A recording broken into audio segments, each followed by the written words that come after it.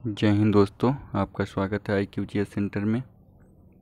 आज हम लोग इतिहास के महत्वपूर्ण शख्सियत के बारे में पढ़ने का काम करेंगे।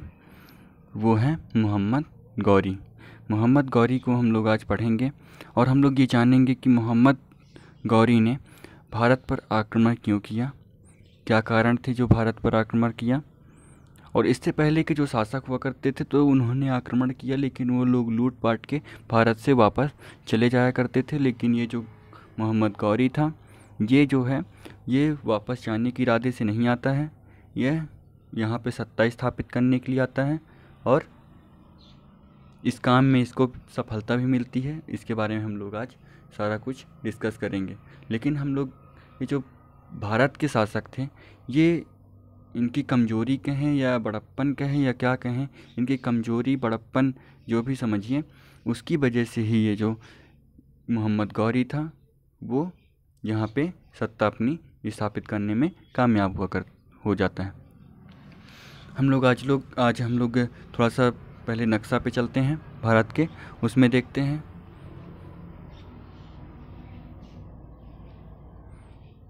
दोस्तों, जितने भी आक्रमण हुआ करते थे वो सारे आक्रमण उत्तरीय भारत पर आक्रमण हुआ करते थे। देखिए, भारत अभी दो हिस्सों में बटा हुआ है, नॉर्थ भारत, साउथ भारत, या नॉर्थ इंडिया या साउथ इंडिया, दोनों कह सकते हैं हम लोग। तो जो आक्रमण हुआ करते थे वो सारे आक्रमण उत्तरीय भारत पर हुआ करते थे, और सारे आक्रमण जो हुआ करते थे वो अफ़गानिस्तान की तरफ से हुआ करते थे।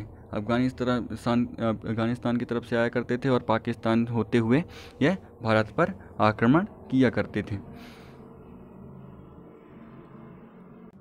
अब थोड़ा सा हम लोग चलते हैं, मोहम्मद गौरी के बारे में जान लेते हैं कि वो कहाँ से आया था। तो मोहम्मद गौरी को जानने से पहले थोड़ा सा एक वंश था उसको डिस्कस कर लेते हैं। ये है सासवानी वंश। ये सासवानी वंश का संस्थापक जो था कुतुबुद्दीन हसन था। कुतुबुद्दीन हसन अफ़गानिस्तान में राज्य करता था, मतलब जो कुतुबुद्दीन हसन का राज्य था वो अफ़गानिस्तान था। और कुतुबुद्दीन हसन के 6 पुत्र हुए। कुतुबुद्दीन हसन के 6 पुत्र हुए, जिनमें से ही यह एक शासक वहाँ का हुआ करता था जिसका नाम था मोहम्मद गौरी और शहाबुद्दीन गौरी। शहाबुद्दीन गौरी और मोहम्मद गौरी एक ही हैं। ये शहाबुद्दीन गौरी और मोहम्मद गौरी मोहम्मद कासिम को और मोहम्मद गजनबी को भारत से सोना लूटकर जाते हुए देख लेते हैं। तो इसका भी मन करता है कि यार भारत में लगता है बहुत सोना है, चलते हैं एक बार भारत की ओर और इसको देख के आते हैं कि भारत में है क्या, सोना वोना है कि नहीं है।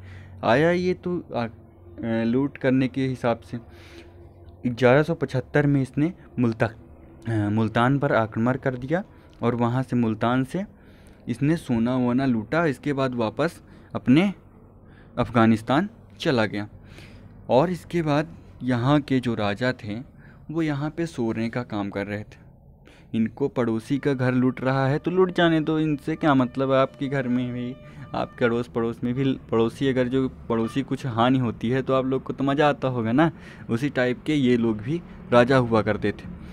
तो ये जो राजा हुआ करते थे, ये पड़ोसियों से कोई मतलब नहीं रखना है। पड़ोसी लूटता है तो लूट जाने दो। अगर एक बात बताइए, अगर जो पड़ोसी घर में चोर घुसा हुआ है, अगर उसको चोरी करते हुए आप लोगों ने देख लिया और आप लोग कुछ नहीं बोलते हैं, जाने दो यार, चोरी कर रहा, तुम मेरे घर में थोड़ी कर रहा है, पड़ोसी घर में कर रहा है, जब अपने घर में आएगा तो देख लेंगे। ऐसा करके अगर छोड़ देंगे तो उसका हौसला बुलंद हो जाएगा, बोलेगा कि यार यहाँ पे पड़ोसी का ही साथ नहीं दे रहा है। तो अगर जो हम आक्रमण करते हैं तो पड़ोसी का ही साथ जब नहीं देगा, देने काम कर रहा होगा, तो पड़ोसी तो पिट रहा है तो पिटने दो, कोई दिक्कत नहीं। तो इसी चीज़ का इसने फ़ायदा उठा के दोबारा इसने 1178 में मोहम्मद गौरी ने गुजरात पर आक्रमण कर दिया। अब यहाँ का जो राजा था वह तो राजपूत था भाई, अब तो इसकी खैर नहीं थी। अब मोहम्मद गौरी की खैर नहीं थी।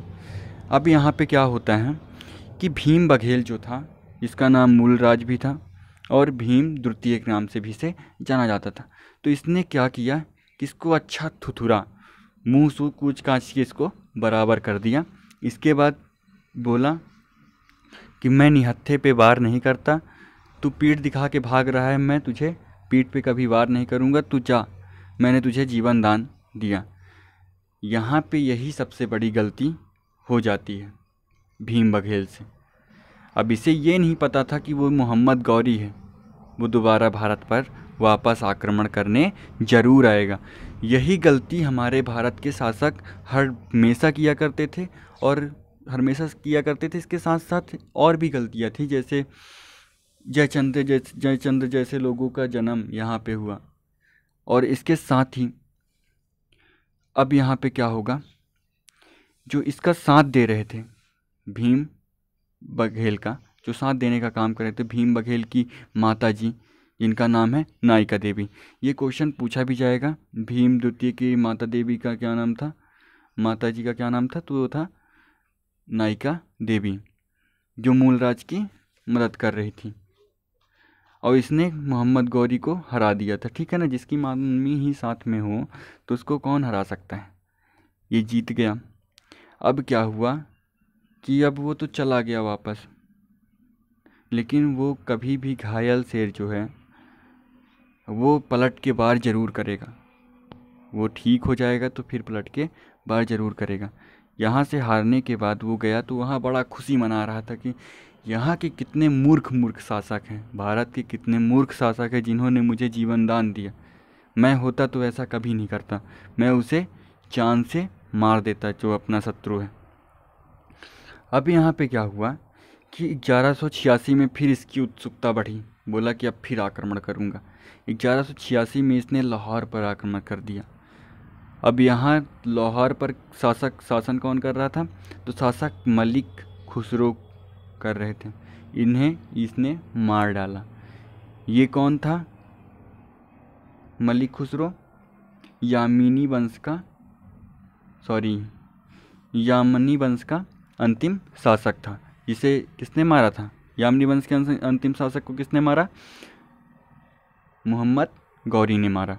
मोहम्मद गौरी ने यामिनी वंश के अंतिम शासक को मार डाला। फिर भी भारत के लोगों की नींद यहाँ पे भी नहीं खुली। अगर जो ये भारत के लोग चाहते तो एक बड़ी सी लोहे की दीवार यहाँ पे लोग खड़ी करवा सकते थे, क्योंकि सारे आक्रमण आप लोग देख रहे हैं कि सारे आक्रमण जो हैं अफ़गानिस्तान की तरफ से ही हो रहे हैं। तो अगर ये लोग चाहते तो भारत को सेफ्टी दे सकते थे, लेकिन क्योंकि भारत जो है बहुत समृद्ध था और यहाँ इसे सोने की चिड़िया ऐसे ही नहीं कहा जाता था, क्योंकि इसके पास बहुत सोना था भारत के पास। ये तो लूट के इसको केवल चिड़िया बस छोड़ दिए हैं, बाकी सोना सारा लेके चले गए। तो अगर इन लोग चाहते तो एक यहाँ पे लोहे की दीवार या दीवार केवल बनवा के छोड़ सकते थे, ताकि वहाँ का जो लुटेरे शासक हैं वो यहाँ पे ना आ सकें। यही गलती इन लोग करते चले गए। अब यहाँ पे जो है नेक्स्ट जो आक्रमण होगा फिर से अब भारत के ऊपर होने वाला है, और इस बार किससे इसका सामना होगा? मोहम्मद गौरी का। मोहम्मद गौरी का सामना जो होगा पृथ्वीराज चौहान के साथ होगा। पृथ्वीराज चौहान के बारे में हम लोग कल अब जानेंगे कि पृथ्वीराज चौहान जीतते हैं या मोहम्मद गौरी जीतता है।